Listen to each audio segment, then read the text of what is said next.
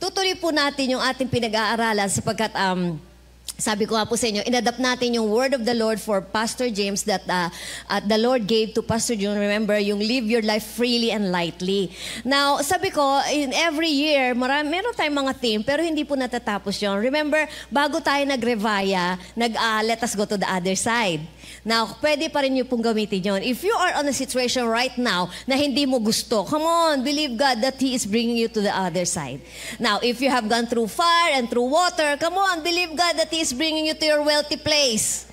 Amen? And then today, for this year na maaaring magtuloy sa susunod na taon, and we believe na getting better and better. So sasabihin natin, maybe we may be asking, pwede ba tayong mabuhay dito sa mundo ng lightly, freely? Well, yun po ang kalooban ng Diyos. Sapagkat kinuha na po ni Kristo lahat ng pabigat. And it's possible. Sabi natin, it's possible. Because kagaya ng senior ni Trixie last week, isa lang muna ang panghawakan mo, mahal ka ng Diyos. So when you're going through some situations, unahin mo nang sabihin agad sa sarili mo, kumalma ka, mahal ka ng Diyos. Amen? Doon tayo tatayo. Matibay na saligan yon. So, the last time, kasi I have this defeat worry. Yan, sabi natin, worry. Sabi ko sa inyo, ang bilis tayo sometimes Christians, na which I do not blame, it happens so quickly, automatic mag-worry. Pero tayo ay warrior, hindi warrior. At ayaw ng Diyos na tayo mapag-alala. Remember, Jesus said in the Sermon on the Mount, do not worry thinking. Do not worry thinking. Do not worry saying. Yeah, take note of saying. Ano kakainin ko? Hindi ba ang mga ibon pinakakain? How much more ikaw? Hindi ba ang mga lilis may mga kadamitan? How much more ikaw? So the last time, if you remember, ang unang point natin is about thanksgiving, praise, and worship. That's why si David alam yan. David siya ang gumawa most of the Psalms. David is a shepherd boy pero musician din siya. Naalala ko lang today, iba talaga second service eh. Naalala nyo when bago naging hari si David, pero at this point in time, na-anoint na po siya to be the next king. Naalala nyo si King Saul, anong tawag dito? Iniistorbo ng evil spirit. Anong gagawin ni David? Tutugtog siya. I think it's a harp.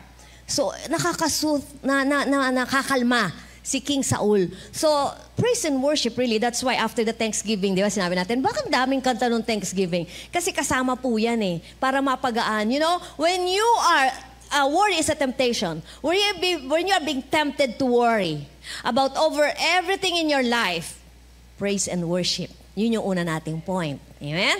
So ngayon naman, ano yung second point natin? Punta tayo sa second point natin. Defeat worry by resisting and rebuking. Pwede pala yun. Pwede palang i-resist. Oo, i-resist mo. Huwag mo tanggapin. Amen? James 4:7. Submit yourselves therefore to God. See? Resist the devil, he will flee from you. Ay talaga? Pag sinabi kong layas, Satanas, lalaya siya. Pero dapat submitted ka sa Panginoon. Submit yourselves first and then resist the devil. This phrase calls for a voluntary act of yielding to God's authority and will. Okay? Ganun lang naman ang submission. Submission sa mag-asawa, kailangan. Submission ng anak sa magulang. Submission ng magkakapatid. Submission sa authority, ang ating mga nasa... You know, we have to pray for our leaders. Amen? Submission sa opisina. Kasi pagka walang submission, chaos. Kakagulo, walang magpa-submit. Gusto lahat, boss. Okay? Now, sa Greek, ang submit ay hupotasso. Ibig sabihin, to subordinate, pasakop ka. Pasakop ka sa Panginoon. We're talking about resisting and rebuking worry. And you do that by submitting yourselves to God and then rebuke, resist. Tagalog ng resist, ate? Tagyan, di ba? Tanggihan, palayas. Oo, parang may may bigat yun okay. To subordinate, reflexively, to obey and align oneself under God's command. Kasi sabi niya sa naunang verse, James 4:6, but God gives more grace. Sino gusto ng more grace? Yes. Sino raw ang binibigyan ng more grace? Yung mga humble. Hindi hambog. Humble. Humility is a good term. Being humble is a good term. Humility is not weakness. Oy, papasakop ako. Oy, ako magsusuri siya, nagkasala. Amen? Sabi diyan, the act of submission is foundational in the Christian life. It means surrendering personal desires in favor of God's purposes. Kagaya ng ginawa ni Jesus, Luke 22:42. When Jesus was praying in the Garden of Gethsemane, di ba humirit ang Panginoon? Kagaya natin si Jesus din, mahirit tayo. Pwede ba hindi na? Pwede bang hindi na ako? Again, we have to understand the Lord Jesus, He was speaking after human form. Kasi sobrang alam niya yung pagdadaanan niya. Kaya sabi niya, kung pwede po, alisin mo na tong cup na to, tong saro na to na pagdadaanan ko. Pero, ito ang maganda, sabi ni Jesus, huwag yung kalooban ko ang mangyari, yung kalooban mo. Who wants here that God's will be done in your life? Sabi mo, ano ba kalooban ni Lord, sister? The will of God is the word of God. Di ka maliligaw. When you are sick, the will of God is for you to get healed. Kaya importante, babalik pa rin tayo sa salita ng Diyos. Amen? Now, submission is not passive but active. Conscious decision to trust. Submitting to God is you trust God, you follow God. Sabi ni Lord eh. Di ba mga ganyan tayo minsan? Sabi ni Lord, sabi ni Sir eh, sabi ni Ma'am eh. Sabi ni Lord eh. Amen? Romans 12:1. Sinabi ni Apostle Paul, I beseech you therefore, brethren, by the mercies of God, that you present your bodies a living sacrifice, holy, acceptable unto God. Ano ba yung acceptable sa Diyos? Eh di syempre, Christian na tayo, di ba? So kung dati magagalitin ka, kung dati ang hirap mo magpatawad, syempre, binabago na tayo ng Panginoon. We are works in progress. Amen? Kasi di ba, let us be found na sasabihin na, ay, ang bait ni Sir Alex, Christian pala kasi siya. Kasi sasabihin, ay, Sister Juby, ano ba yan, Christian pa naman? Alam, makatawa Sterlitz, huwag bigyan ng biko ni Christian mamaya. Hindi, di ba? Di ba minsan may mga ganon? Alam niyo ako minsan, parang automatic sa akin, pag meron ako nalaman na masyadong maayos, mabait na tao, sabihin ko, siguro Christian yun. Alam mo yun? Why? Because it's foundational. Pero on the other hand, hindi ko naman sinasabi, pero maybe ikaw, na-tempt ka na to say, na meron namang tao na sobrang masasama. Siguro anak ng ano yun? Siguro, huwag na natin sabihin. Pero thank God, let us be, kaya sinabi dyan, living sacrifice. Kasi ngayon na ina-accept na sacrifice ng Diyos, hindi na yung mga burnt sacrifices ng animals. Hindi na. Ito ng ating mga buhay. A living sacrifice. I don't know, maybe some of you sa taga nyo ng born again, Brother Dodo, may nagsabi na sa'yo, ang hirap ma-born again. Daming bawal sa inyo. Yung sinasabi nila, no? Walang bawal sa atin. Ikaw mismo, bawalan mo yung sarili mo. Alam mo ang dapat na, di ba? Tinuturuan tayo ng salita ng Diyos. Lalo na nasa huling araw na tayo. Iksi na ng buhay. Mag-aaway-aaway pa ba tayo? Oo nga. Pag-pray mo na lang. I'll tell you. I know. Pag-pray mo. You know, you be near, you will find favor when you pray to the person. Challenge mo yung sarili mo. Galit ako sa kanya eh. May ginawa siya sa akin eh. Pag-pray mo. That's you should do. Yun dapat mong gawin. Try mo lang. Humility is essential in submitting to God. Recognizing our dependence on Him is crucial. Importante for spiritual growth and victory over sin. So, humility, submission. That is, resist the devil. Now, resist the devil is the command. It involves standing firm against temptation. Worry is a temptation. Amen? Yan ang pinipresenta sa atin ng kaaway. Why? Kasi pag nag-umpisa ka ng mag-worry, nag-meditate ka na sa pag-aalala. Now, lahat tayo, meron tayong mga opportunity to be worried. Diba? Now, you have a choice now. Anong pag-aalala mo? Hindi ka nagagaling sa sakit karamdaman na yan? Anong pag-aalala mo? Hindi ka napoprovide ng Panginoon? Anong pag-aalala mo? Hindi na maaayos kung ano man yung nangyari sa buhay mo? You have to stand. You have to know the word. The term resist suggests a defensive posture. Kagaya ng mga soldier, di ba? Di ba pagka may labanan, stand on your ground, walang gagalaw. Di ba pagka yung nakakapanood tayo ng mga labanan ng mga nauna pang mga warrior, nataka nga ako doon sa 300 na movie, no? Paano si Newton? Parang makatotohanan. Malapit ang labanan. Ngayon, ano na lang eh. Isang ano na lang, magwa-wipe up na city. Iyon talagang harapan. So, ganun ang soldier, ganun ang resisting. You stand on your ground. Walang gagalaw. Di ba hindi sila gumagalaw lahat? Tapos inaangat na lang nila yung kanilang sword. But anyway, the good news is, because of what is happening, the resistance is not done in human strength. Di natin kaya. Remember, we are not wrestling against flesh and blood. Hindi yan ang kaaway mo. Hindi ang katabi mo. Ginagamit ng kaaway. God uses people, the devil uses people. So, kaya, you know why? Dapat maalaman natin to kasi nasisira ang relationships natin. Kala natin yung asawa natin, kaaway natin, yung anak natin, yung ate natin, yung kapitbahay natin, yung nanay natin. Being used, huwag ko naman sabing, may satanas ka sa katawan. Huwag naman ganun. But they are being influenced by the evil one. So, hindi sila kawanan. But thank God, binigyan tayo ng armor. Sabi natin armor. To defeat the enemy. Jesus knows we still have the enemy here on earth. Sabi ko kanina umaga, which is very, very true. Don't you know that we are all in this world, but we are not of this world. We are ambassadors. Alam niyo ba yung ambassadors?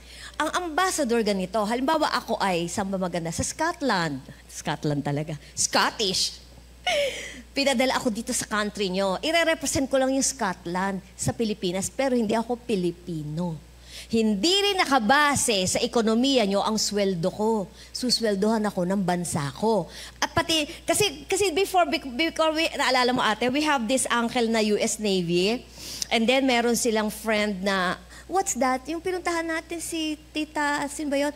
Basta ang bahay nila provided nung kanilang bansa. Di ba, pag sinabi mo, saan nakatira mga ambassador, US ambassador ngayon? Di ba sa mga high-end na subdivision? Tapos meron sariling driver, may sariling sasakyan. Hindi ba sa sasakyan yan?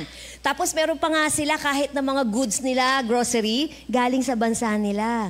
So, ganun tayo. Ang ating source galing sa Panginoon. Kaya hindi nakabase sa ating mga negosyo, sa ating... Amen? Isn't God good? Oh, wow. So, pero binigyan tayo ng armor. Okay, isa-isahin natin. Ito ang gagamitin natin sa kalaban. Remember, may kalaban pa tayo dito sa mundong ibabaw. Okay? Ephesians 6:13. Wherefore, take unto you the whole armor of God that you may be able to withstand in the evil day. Sabi natin, evil day. And having done all to stand. Evil day are the trials, the challenges, the testings. Day. Maikli lang yan. Kahit 2 taon na kami dito, maikli lang to in Jesus' name dahil tapos na. Hallelujah. Verse 14, stand therefore. Take notice, sabi dyan, that you may withstand in the evil day and having done all to stand. Inulit, verse 14, stand therefore. Ilang stand ba, Lord? Ibig sabihin, huwag kang uupo. Ibig sabihin, huwag kang mag-give in. Don't, on your faith. Keep believing.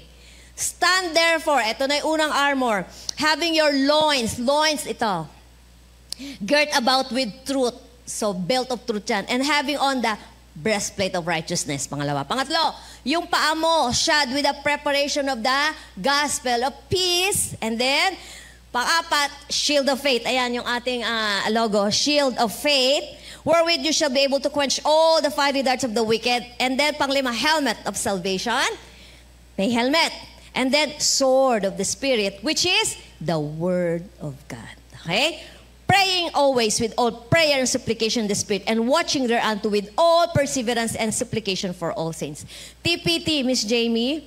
TPT, maganda po itong translation. Verse 13. Because of this, ganda, TPT tayo. Ephesians 6:13. Because of this, dahil dito, dahil saan? Dahil sa mga kalaban natin dito. Dahil sa mga nangyayaring challenges, binibigyan tayo ng armor. Because of this, you must wear all. So lahat, no? So, sister, pwede ba shield na lang? Pwede ba helmet na lang? Hindi, lahat. All. Kasi meron yung lahat function. Okay.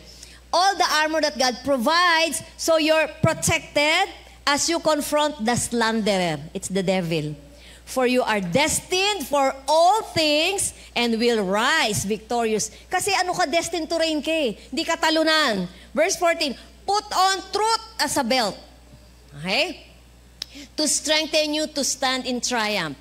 Put on holiness as the protective armor that covers your heart. That is breastplate. Verse 15, stand on your feet alert. Alerto ka. Then you will always be ready to share the blessings of peace. 16, in every battle, see, take faith as your wrap-around shield, for it is able to extinguish the blazing arrows coming at you from the evil one. Hala, araw lang, masakit na yun, di ba? Yun daw ang pinapana ka ng kaaway. Blazing, parang fiery pa. Kasi gusto ng, alam mo ba, gusto kang kapatayin ng kaaway. Pero hindi siya mananalo. Isn't the Bible said, no weapon. There are weapons formed against God's people, God's children, but it will never prosper. Try, attempt. Failure siya. Amen? That's why you have to know. You have to stand your ground, okay? Verse 17, 18. Embrace the power of salvation's full deliverance like a helmet to protect your thoughts from lies. And take the mighty razor-sharp spirit sword of the spoken word of God. Pray passionately in the Spirit as you constantly intercede with every form of prayer at all times. Pray the blessings of God upon all His believers. Okay. Can you show the warrior? Ito po yung soldier nung panahon ni Apostle Paul. Now, we have to understand, ano to Apostle Paul? Ano mga sinasabi mo? Warrior, armor, helmet, and everything. Well, we have to understand, si Apostle Paul lagi nakukulong at mayroon siyang, kitang-kita niyang itsura ng isang soldier of soldier doong panahon niya. Roman soldier. So nakita niya yung mga ano, and then he was inspired, I believe so. He was inspired by the Holy Spirit. Ganyan ang armor ng isang mananampalataya. So yun, doon siya kumuha ng idea. So sinasabi niya, di ba, sa natural, ang helmet talaga niya, nakakapanood tayo ng mga Vikings ba yung mga panahon na yan? Na mga ganyan na mga pa, di ba? Kahit may pumana dyan, tatalbog lang dahil may helmet siya, di ba? And then may breastplate. Kaya hindi mo pwedeng basta masoksak yan. And now, this belt. Tayo ngayon, bakit tayo nagbe-belt? Sino naka-belt dito? Ba't ka naka-belt, B? Para hindi bumagsak ang patalo.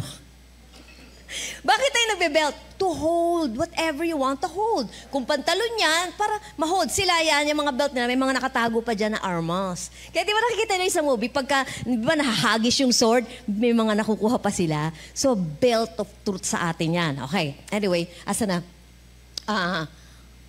Yon, yung shield of faith. See? Shield of faith. So, may mga pinapaulan sa atin na kaaway, may pananggalang ka, pananampalataya mo. Kaya dapat alam mo salita ng Diyos. Amen?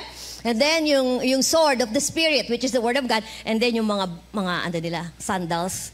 At yung mga sinusuot sa paa. So, kompleto. Kompletong armor na binigay ng Panginoon. Now, sabi dyan, stand therefore. Standing is maintaining your ground. Isa-isahin natin. Not yielding or fleeing. Meron ba tayong nakita sa mga labanan na tumatakbo na soldier? Papagalitan nyo ng kanyang leader. Hindi tayo tumatakbo sa mga problema. Hinaharap yan. Sabi nga, kaya nga breastplate dito sa harap, walang sinabi to ko sa likod. Kasi ang kaaway, hinaharap. Hindi tinatakbuhan. May panlaban ka eh. Binigyan ka nga ng armor eh, okay? It means to remain steadfast in our faith and convictions. Now, unahin natin, belt of truth. Sabi natin, belt of truth. Kasi ang kaaway, wala namang sasabihin sa iyo, kundi kasinungalingan. Remember, Satan is the father of all lies. So pagka narinig mo kasinungalingan, now, how would you know lie from the truth if you do not know the truth? When the devil tells you, ala, nako, ito sabi ng doktor, iyan ang sakit mo, nako, lagot ka na. Ano sasabihin mo? You know the word of God. No, by the stripes of Jesus, I am healed. May pag-asa ako, walang imposible sakit karamdaman sa Panginoon. Well, it's about finances. Well, my God supplies all my needs according to His riches in glory by Christ. So you have to know the word. Amen? And the good news is, hindi ka mawawalan ng panlaban sa kaaway. Okay, going back. Remember, Jesus Himself declared, I am the way, the truth, the life. So you have Jesus, you have the truth. The belt of truth equips Christians to discern and combat falsehoods and deception. Ang ginagawa ng kaaway, lokohin ka. Manloloko yan. Just as the belt secures a soldier's armor, truth secures our spiritual lives. Kaya hindi ka maloloko ng kaaway, alam mo ang katotohanan. Amen? Ano yung breastplate? It's the breastplate of righteousness para sa atin. Sa kanila, mga soldier, pinoprotektahan yung vital organs. Natural. Pagka walang breastplate dito, di ba? Wala silang shield dito, breastplate. Ang dali silang masaksak, lalo na puso. Fatal yan. Patay agad dyan. Para sa atin naman, pinoprotektahan ang ating heart and soul. Spirit, walang magagawa ang kaaway. Our heart and soul. Kaya kailangan alam natin righteous tayo eh. Breastplate of righteousness. Be established that you are the righteousness of God in Christ. It's never about what you did wrong or what you did not do.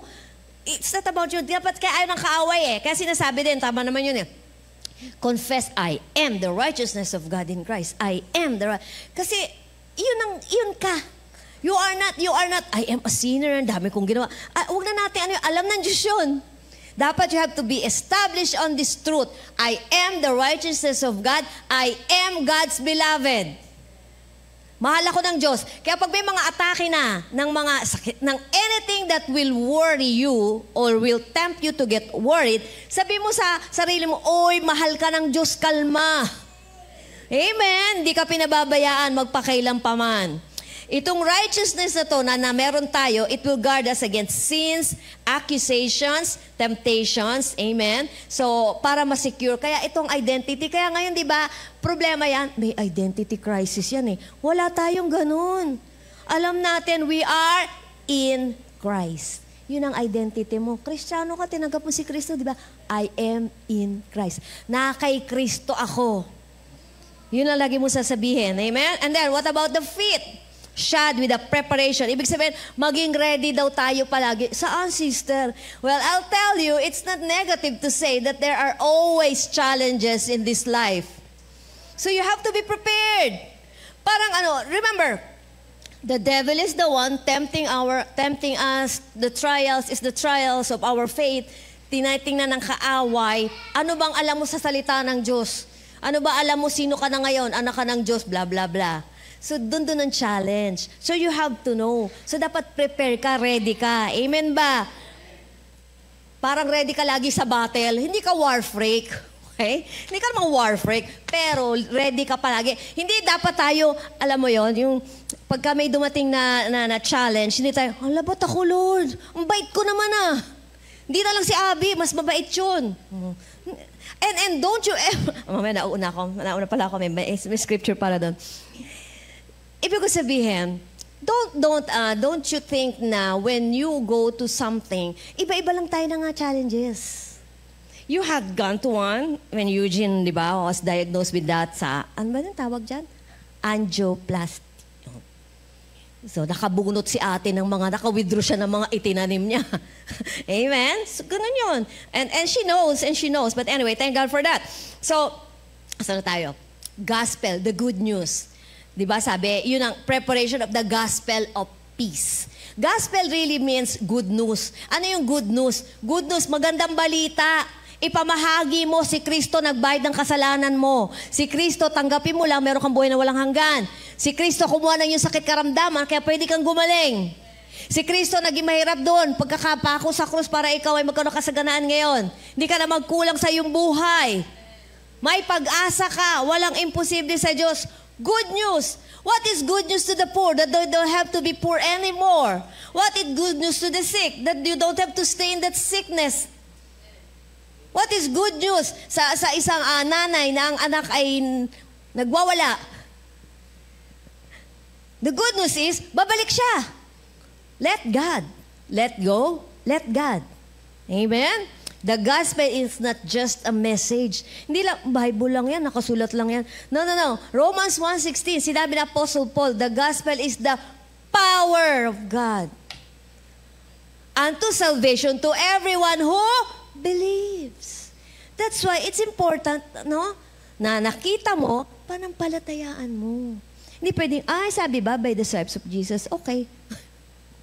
You have to believe it. Receive it, believe it. Anong kapayapaan niyang sinasabi? Ito ang good news. Ito ay pamamalita natin sa unahin natin, mahal natin sa buhay. Nasa huling araw na tayo. Make sure your loved ones get born again. Ang sasabihin mo sa kanila, may kapayapaan, hindi galit ang Diyos sa'yo, nagalit na siya kay Jesus. You have to receive yung nagbayad ng kasalanan mo, and that is Jesus. Remember, meron kang kapayapaan. Itong napakamahal na commodity ngayon. Ang hirap makabili. Hindi nga nakakabili ng kapayapaan. Pero di ba si Jesus nagsabi, peace I live. My peace I give unto you. My peace. Tingnan mo buhay ni Kristo habang nandito siya. Hindi ba medyo nagalit nga siya nung natutulog yung tao, ginigising nyo. Don't you care? Babagsak na yung what you call this? Yung bangka nila, di ba? Amen? And then, shield of faith. So, yung faith mo ang shield mo. Yung faith mo ang kalasag, tama te? Kalasag mo, tama. Kalasag mo sa mga ibinabato ng kaaway sa'yo. Ano yan? Sakit karamdaman, pinansyal na pangailangan, kagulumihanan, tama ba yun? Worry, anxiety, depression, panic attacks, lahat ng pangalan na yan. Nasa helmet of salvation na tayo. Shield of faith. Ibig sabihin, you believe God, you trust God, you have confidence in God and His promises. Remember, all God's promises, they are yes. And we will just say, Amen. Ibig sabihin, kung pinangako ng Panginoon yan, siya tutupad. May katuparan. Huwag tayo mainip. Yun ang kalaban. Bawal mainip. Sabi sa kanila mo, bawal mainip. Amen? The faith is our defensive tool that protects us from doubt and fear. Kung paano pinoprotektahan ang soldier physically. Ha? All around dyan. And then, di ba sabi, para daw yung mga fiery darts. See? Fiery darts, binabato ng kaaway sa atin. No? Sabi ng Diyos, wala kang magagawa sa anak ko. Anak ko yan. Don't touch my beloved, my anointed one. Do my prophet no harm. Amen? Sabi, that you may extinguish. Di ba? Kanya binasa sa Ephesians, the shield of faith that you may extinguish. Extinguish is para matigil ang apoy. Tama ba? Extinguisher. Tama, okay. Because why? Your faith has the power to nullify the attacks of the enemy. Walang sinabi ang power ng kaaway sa'yo if you have faith. Naalala nyo, this was documented of you, I don't know if last year. Hindi ba ayaw nilang tigilan ng Israel? And you know what, di ba, there's this one weapon, I don't know kung sino nagpadala. Hindi ba guided missile is guided? So alam niya kung saan siya babagsak, di ba? But you know what?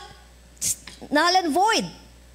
Lumihis. Yung isa naman, hindi bumagsak. Sa dagat siya bumagsak. Yung isa, hindi naman sumabog. So, hindi pwedeng galawin ng anak ng Diyos. Amen? And then, so, helmet of salvation. Ayan, ang helmet, yan, sa mga nagmumotor, sa mga nagbabike, kailangan ng helmet. Kasi nga, pag kung may sudden, may bumunggo sa'yo or hindi ka mabunggo in Jesus' name, pero it happens, kaya dapat ingat-ingat, pero tayo may helmet tayo para daw maprotektahan yung ulo natin. This answers for the mental illnesses today. So, you have hope. Kasi dito lang ang kaya ng kaaway magbigay lang ng thoughts sa'yo. Si Gabby, A.G. Tolentino, the last BG, ang senior niya is, nakuha ko, I was blessed by that. Sabi niya kasi, you know what? The devil will only give us intrusive thoughts. Sometimes may naiisip kang masama, kala mo ikaw yon, it's the evil one.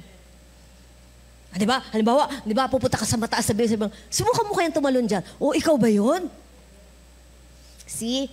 He will just give you thoughts. Pero wag mo the devil cannot read our minds. Can you read? Buti pa Superman no? The devil cannot read your mind. Only God can. Sa Diyos, wala ka may tatago. Mag-isip ka ng maganda, mag-isip ka ng pangit. Alam mo yon? Alam lahat ng Diyos yan. Ang kaaway, walang alam. Ang gagawin niya, intrusive thought. Magbibigay siya sa'yo ng thought. Paano niya malalaman na tinanggap mo? Sasabihin mo. Di ba? Nag-wellness week tayo, di ba? Uso flu. Uso na naman ang flu. Kaya pala medyo, sasabihin sa'yo ng kaaway, ayan, di ba sipunin ka? Sabi ng kaaway, di ba? Kasi meron ako, hindi ko maalala, buti lang, huwag ka na maalala. Pagka sabi niya, ako, panahon na naman pala ng sipunin kasi ako, o di ikaw na. Tinanggap na niya. Nothing against, but why? Pwede mo resist. So malalaman lang ng kaaway na yung binigay niya sa'yo na kaisipan, na ikaw ay sakitin, mahina ang katawan mo, kasi sinabi mo, nag-agree ka sa kanya.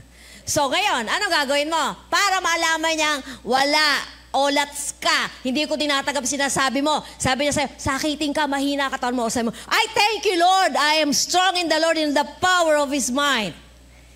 I can be healed, I can be whole, I can be delivered from this sickness in Jesus' name. See? Talo. Ganun yun. Kasi hindi pwedeng hindi pwedeng you are in faith, pero iba yung sinasabi mo. That's why faith is in two places. As you are receiving the word today, faith comes. Hearing and hearing and hearing, and then pupunta yan sa iyong puso. Kaya nga, paglabas, out of the abundance of the heart, the mouth speaks. Kaya di ba sinasabi natin, sino dito into fishing? Saan nahuli ang isda?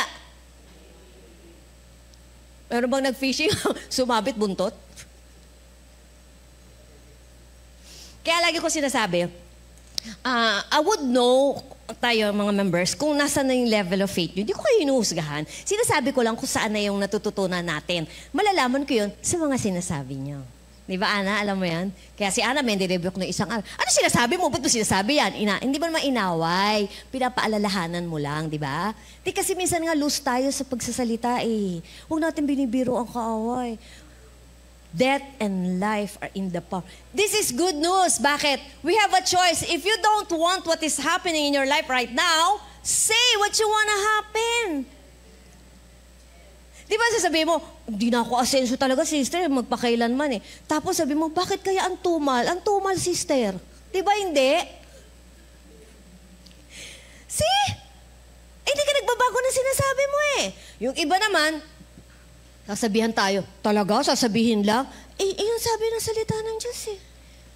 You shall have what you say.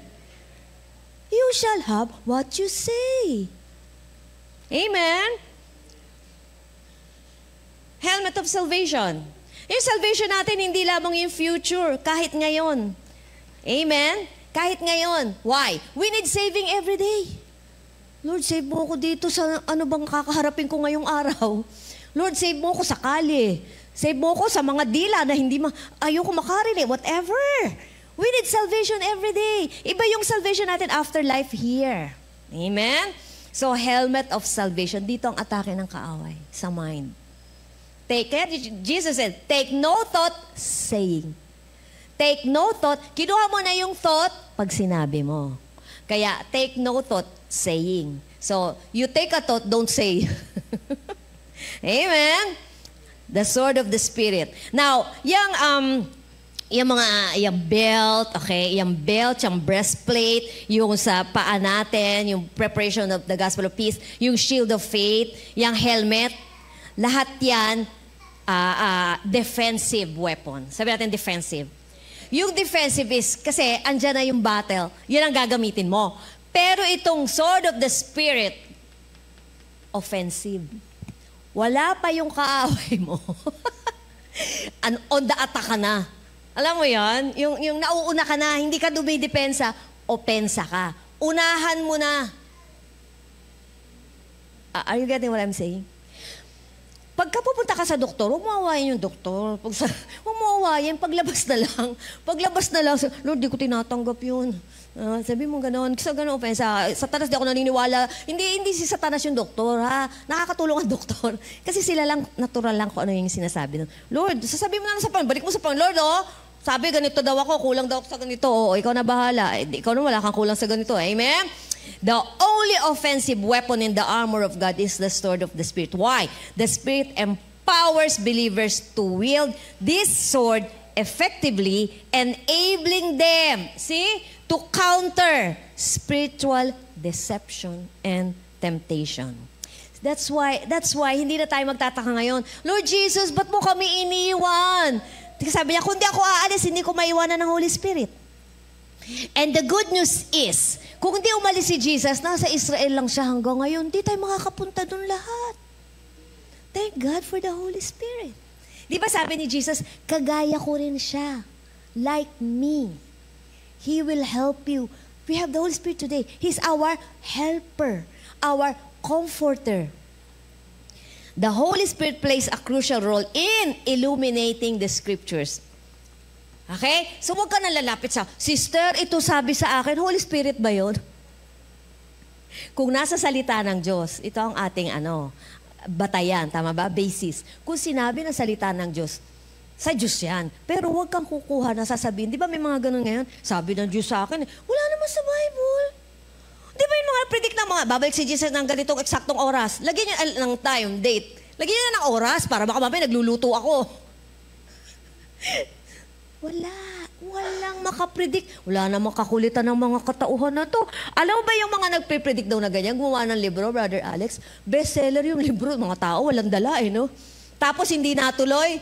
Sumulat uli. Bestseller na naman. Ay, parang tumatao na to. Ang linaw ng Bible, sabi ni Jesus, ako hindi ko alam. Only the Father knows when I will return.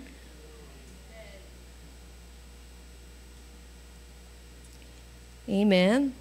The Holy Spirit has the active role in guiding and equipping the believers for spiritual warfare. Anong sword of the Spirit? Word of God. Hebrews 4:12. Sabi diyan, Apostle Paul, the Word is living and active. Wow! May buhay. Active.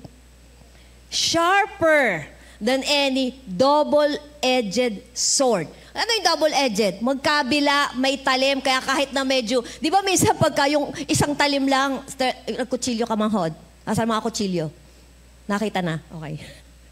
Di ba yung may talim lang ang nagagamit? May connect yan, Teo, huwag kang ano dyan. Pero pag double-edged, kahit alin daw iwas-iwas mo, patay ang kalaban mo. Sabi pa, discerning thoughts and intention. See, the Holy Spirit on the inside of you will tell you. Di ba gano'n? Di ba kayo sasabi, Lord, guide mo nga ako. Kasi hindi natin alam lahat. Meron ba dito, alam mo lahat? Kau na. Ito bang tao? Sometimes, di ba, may sabi, Lord, itong tao na to, sa'yo ba to galing? Blessing ba to talaga sa akin? Tulungan mo naman ako, Lord. Kasi sometimes people are so magagaling, mabait yan and everything. Talaga? Pero hindi naman ibig sabihin na huwag ka ng magduda ka na forever. But you ask the Lord, Lord, tulungan mo nga ako. You will have an answer. Amen? So, the Word of God is central to the believer's life, offering wisdom and strength in spiritual battle. Itong pangako na to, nag-a-assure sa believer ng victory over the devil when they stand firm in faith. The assurance that the devil will flee is rooted in the authority of Christ, who has already, alam nyo, natalo na ni Jesus si Satanas. Remember in Colossians 2:15, and having spoiled principalities and powers, He made a show of them openly, triumphing over them. Nanalo na ba si Kristo? Sino ka ngayon kay Kristo? You are in Christ. The victory of Jesus is your victory. That's why the Bible said we are destined to reign in this life. Hindi ka nabubuhay sa mundong ibabaw para maging talunan. Na kay Kristo ka eh. Na kay Kristo ka na. Kung wala kay Kristo, talo, sorry. Talo talaga. That's why we need Jesus. Lalo mga young people ngayon, sobrang madami na ang wealth of information na most of them naman hindi kailangan at taliwas sa salita ng Diyos. We have to be, we have to be understanding. Amen? And then this is very, very good. Ibig sabihin dyan, having spoiled principalities, ibig sabihin yan, the imagery of fleeing, eto ang ginagawa ng kaaway. Hindi tayo ang tumatakas sa kaaway, siya ang tumatakas sa atin, indicating that the devil's power is limited. Limited siya, hindi siya all-powerful. And can be overcome by those who are steadfast in their faith. That's why lagi natin sinasabi, narinig natin, di ba? Can you believe? Can you believe? Can you believe that God loves you? Stand on that faith. Can you believe that God is your healer? Stand on that faith. Can you believe that God is your provider? Stand. Kahit na, Lord, ang tagal naman, Judith na. Like healing. Tagal naman, Lord. Thank God, palabas na kami. 2 years na di ba? Thank you, Lord. Amen. Hallelujah. Praise the Lord.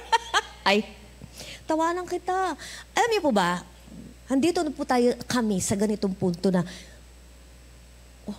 para kami yung who's that? Hezekiah. We don't know what to do. Our eyes are on you. We have, kasi siya, ito gawin, ito inumin, ito, bago matulog, ganito. Ito, para mas masarap ang tulog. Ito, kiwi, gabi-gabi. Saging, bago matulog. Gatas. Tatawa talaga ako kasi tagumpay na tagumpay ako in Jesus' name.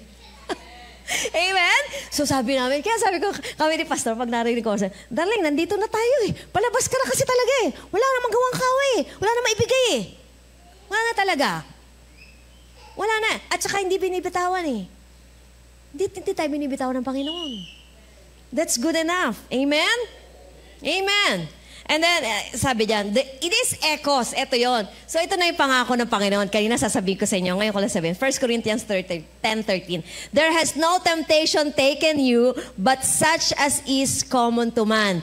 Pag meron kang naging challenge, huwag mo sabihin, hala, ba't ako? Ba't hindi si Abby? Hala, ba't ako? Ba't hindi si ate? Hello, meron din sarili sila. Ano ka? Special? Ikaw lang? Lahat dumadaan. Kung financial man yan, nagkakaiba-iba lang tayo ng presyo, ng amount.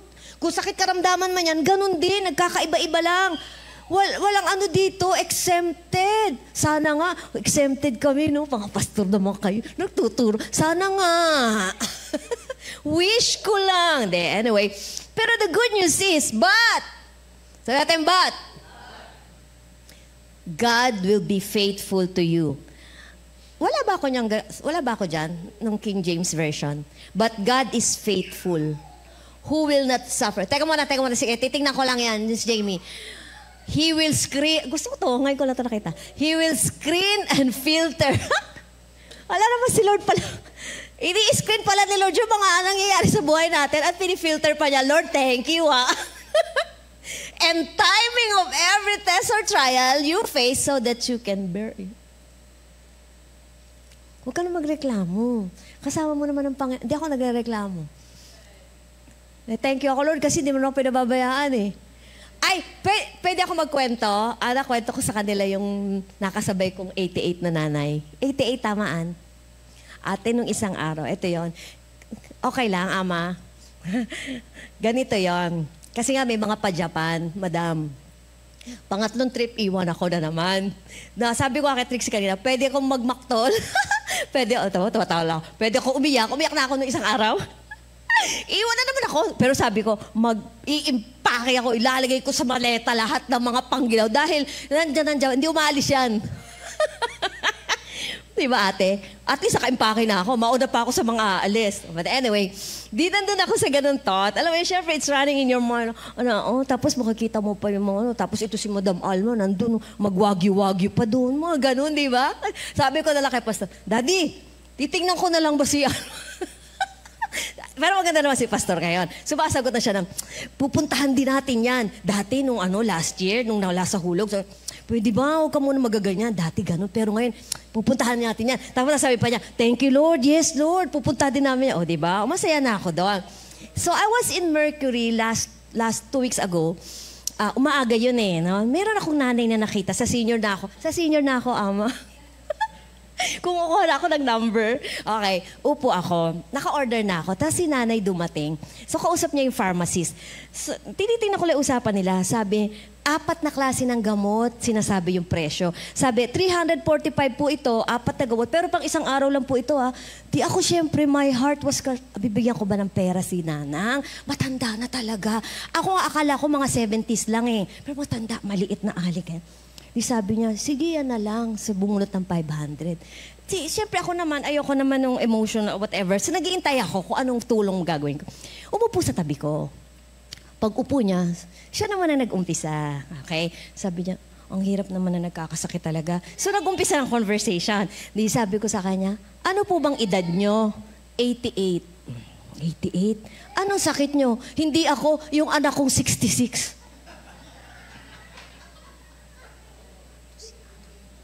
Siyempre, titigil ba ako? ano yung anak niyo 66? Lalaki. Nasaan ang asawa niya? Nasaan mga anak niya? Nagaganon ako talaga. Kasi si nanang na 80. Di ba dapat ikaw nag-aalaga sa nanay mo?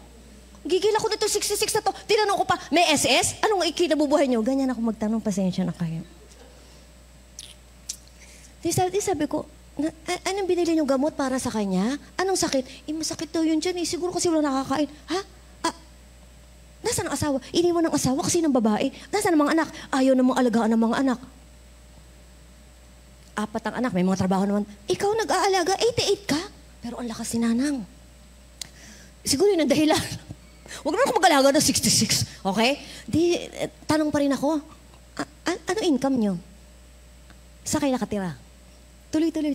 Kasi nag-uupa ba? Alam ko kung sino pa, no?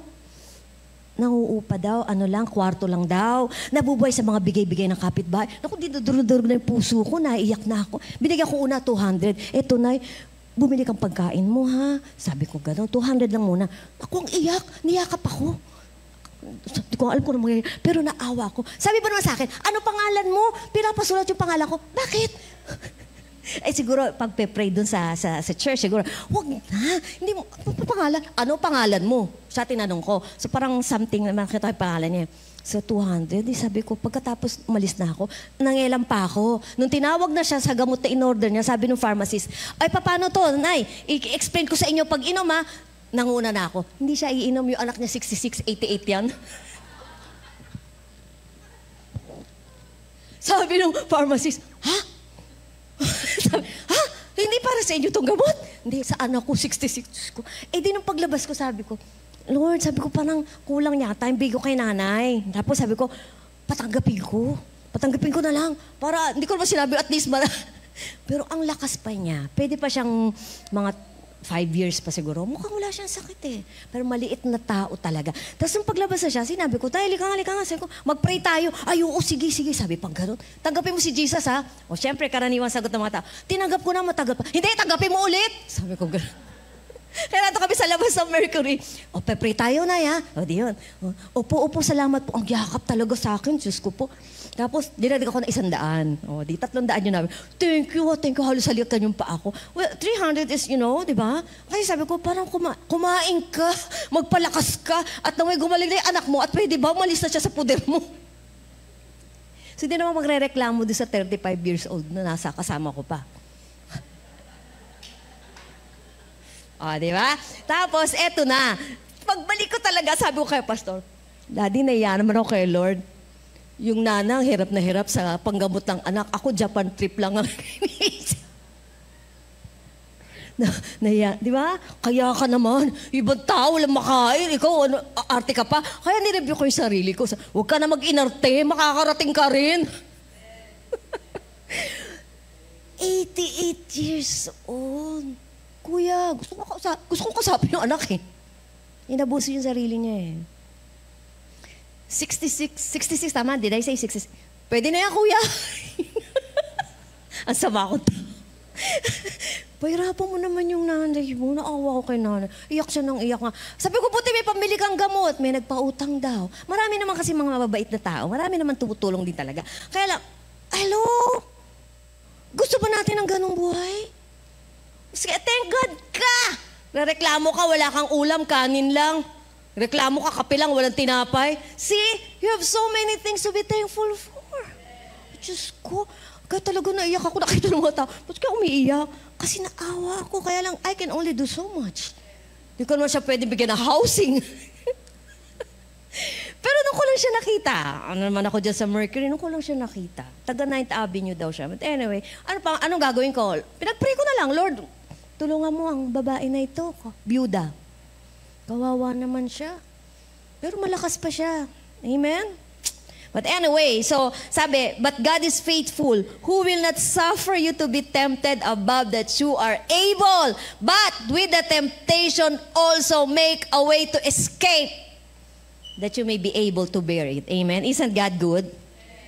It is important that you recognize worry is a spirit. Bigay ng kaawa yan. You know, worry, when you worried so much, magkakasakit ka. Kasi hindi ka makakatulog eh. Tapos manghihina ka kasi hindi ka makakagawa kasi itong mabigat to. Alam ng Diyos yan. Kaya gumawa na siya ng paraan para sa'yo. Kinuha niya na rin yan.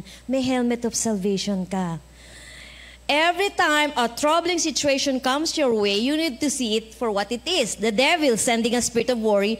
Hello po, kumakatok ang worry. Papapasukin mo, ay pasok! Gusto mo kape? Di ba remember, last time pinag-aralan natin, worry is a peace robber. So if you want to maintain your peace, I don't want to worry. Ayoko ma-stress. So it's as simple as that. Resist the devil. He will flee from you. So, umpisan lang natin yung last point. Amen?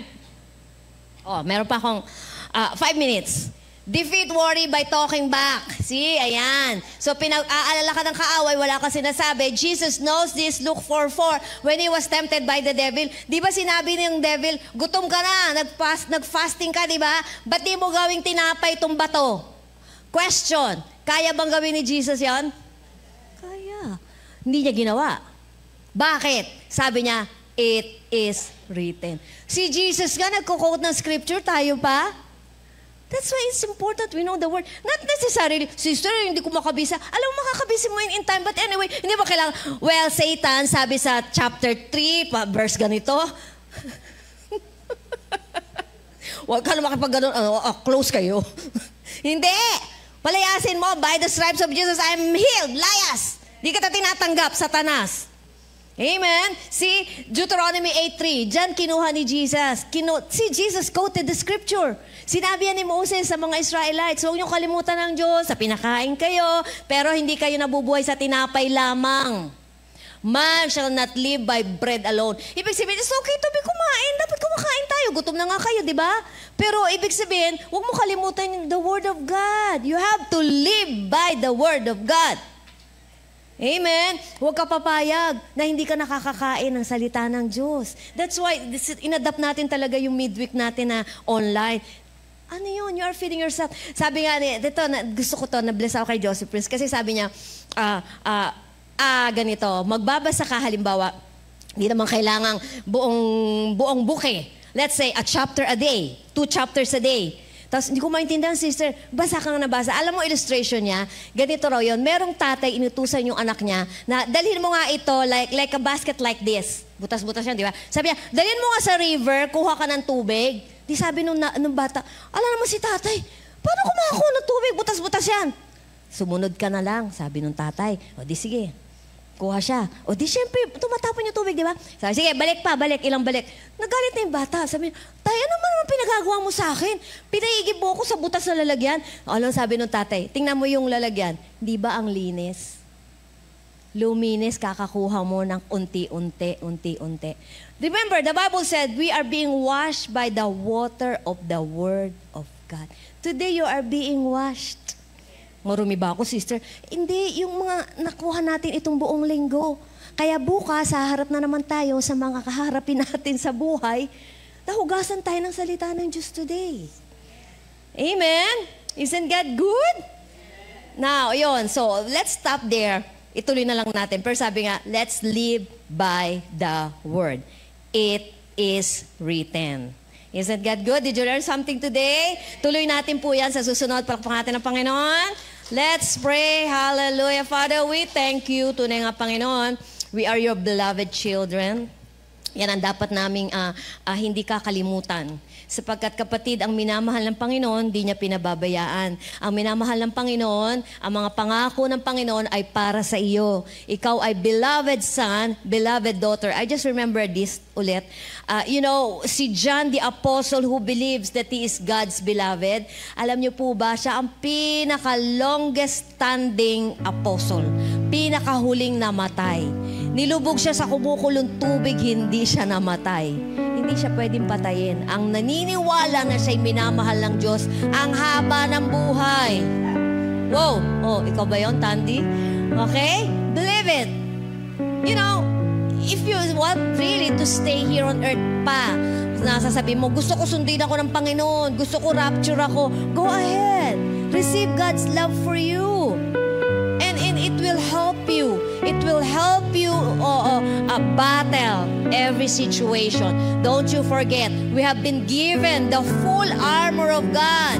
Hindi nagkulang ang Panginoon. So lahat ng battle, lahat ng challenges, may panlaban ka, kapatid. You stand on the Word. This is your sword. The Word of God. Believe it, receive it, say it. Father, we thank you. I pray for every brothers and sisters. I do not know. Yes, we have situations in life. Yes, we have challenges. Pero Panginoon, isa lang alam namin, you are faithful. You are faithful. Hawak mo kami, Lord eh. You are sustaining us. Even if we are tempted, parang nakakabitaw na kami, hindi pa rin kami mahuhulog sapagkat hawak mo kami. Salamat, Panginoon. Everything, sabi nga, though we walk through the valley of the shadow of death, we will fear no evil, for you are with us. You strengthen us. Salamat, Panginoon. We are receiving today shalom, completeness, wholeness. Receive your healing, kapatid. Receive your provision. Receive your peace of mind. Receive each and every promise that God made for you. It's only by faith that we can receive. Believe it, receive it today. Father, we praise you, we worship you, we honor you. In the mighty name of Jesus, everybody say, Amen. Shalom, shalom.